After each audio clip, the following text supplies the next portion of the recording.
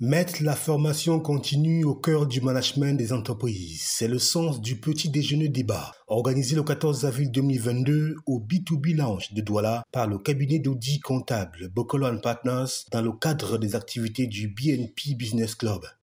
Les dirigeants ont besoin de formation continue. Qu'ils aient été nommés pour des raisons de compétences ou des raisons politiques ou autres stratégiques, ils ont à tout moment besoin de formation continue. Parce que ces dirigeants-là travaillent dans un environnement mutant, très évolutif, où les risques et les enjeux et les opportunités nouvelles apparaissent.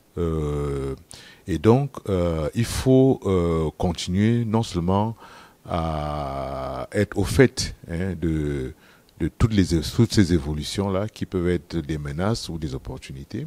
Pour l'occasion, les participants ont été entretenus sur le thème « Savoir évaluer les besoins de formation professionnelle des dirigeants des entreprises publiques et privées », une articulation d'actualité qui trouve toute sa pertinence dans le contexte actuel du monde des entreprises en perpétuelle mutation. Également, la formation professionnelle des dirigeants est justifiée par le fait que ce sont les gens qui prennent les décisions les plus importantes au sein des entreprises. C'est eux qui décident de la stratégie. C'est eux qui décident du budget. C'est eux qui donnent des ressources qu'il faut allouer ou pas. C'est eux qui approuvent les comptes et les états financiers des entreprises, et j'en passe. Donc, c'est des gens qui peuvent contribuer de manière significative au développement de leurs entreprises ou à leur échec. Donc, il est important que ces gens-là, qui sont les plus importants en termes de décision de leadership au sein des entreprises, soient bien outillés. J'en appelle donc aux responsables des ressources humaines des entreprises publiques et privées. Je lance un appel à ces responsables-là de prévoir dans les plans de formation la formation des dirigeants, dont la formation du PCA, la formation des administrateurs, la formation des directeurs généraux et des directeurs généraux adjoints. Ils doivent ces responsables des ressources humaines doivent mettre en place donc des méthodes et des moyens pour former ces personnes, ces dirigeants-là, parce qu'il en est de leur responsabilité également. Il s'agit ainsi pour tous les responsables des ressources humaines de trouver les subterfuges, les arguments adéquats à l'effet de faire comprendre aux administrateurs, directeurs généraux et directeurs généraux adjoints l'intérêt et plus encore la plus-value d'une formation continue au profit d'une meilleure gestion de l'entreprise, intégrant les nouveaux enjeux.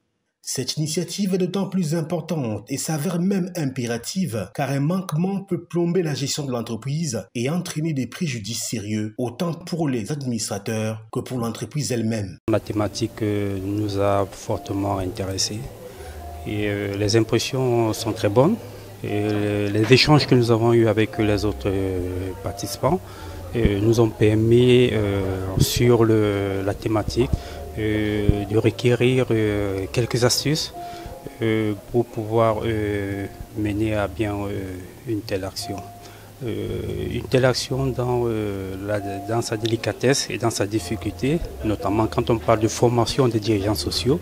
Et il est bien évident qu'il faut avoir la bonne méthodologie et le bon processus pour pouvoir avoir l'adhésion, susciter l'intérêt de nos dirigeants sociaux. C'était un échange très important, très riche et qui nous a permis surtout de sortir avec certaines astuces et outils qui nous permettront demain de pouvoir les implémenter auprès de nos dirigeants, auprès des entreprises qu'on accompagne. Savoir évaluer les besoins de formation des dirigeants sociaux. C'est une thématique difficile à adresser en milieu professionnel étant donné la complexité et la délicatesse des dirigeants sociaux.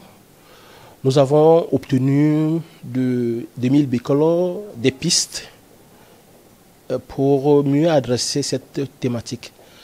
Nous partons d'ici suffisamment enrichis pour adresser avec le maximum de délicatesse, avec le maximum de tact, les besoins de formation de nos dirigeants sociaux de façon globale de nos dirigeants. Il est donc désormais plus que judicieux d'intégrer cet aspect de la formation continue afin de répondre plus efficacement aux défis nouveaux imposés par l'environnement des entreprises, qu'elles soient publiques ou privées.